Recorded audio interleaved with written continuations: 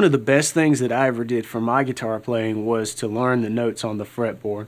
It's something that I started early on, but I didn't really grab a hold of it until much later. I'd been playing for a few years, but I would recommend to you to actually take the time up front and learn the notes all over the fretboard, and it will make learning scales and putting chords together and things like that so much easier.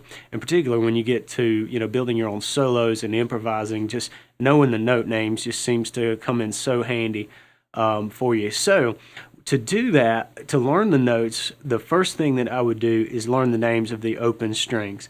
And then from there, take it string by string and learn the notes up and down each string.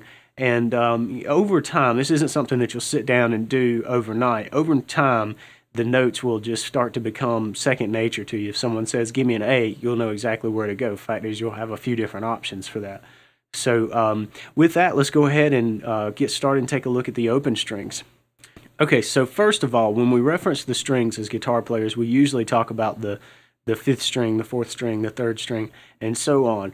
And it's important to know what those are because I'm going to be referencing each string with that naming convention throughout this lesson. So to get started, it's kind of opposite if you think about it. The bottom string is the sixth string.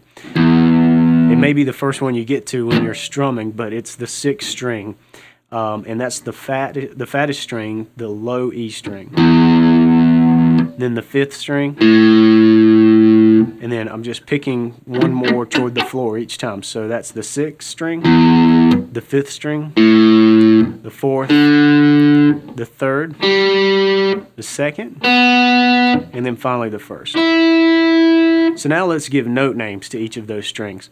The fattest string, the sixth string, is the low E. And we call it low E for a reason. We have to distinguish it from another E, and we'll find out in a minute where that E is. So then after the sixth string comes the fifth string, and that's the A note. Okay? And then the fourth is a D note.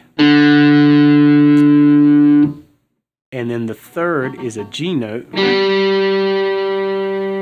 The second is a B note. And then finally the first is an E note. So you can see we have two E's, these two outer strings. They ring the same pitch, but one is an octave higher. Just meaning that it's in a higher register, but it's the same note in E. So we usually say the low E for this string and the high E for this string.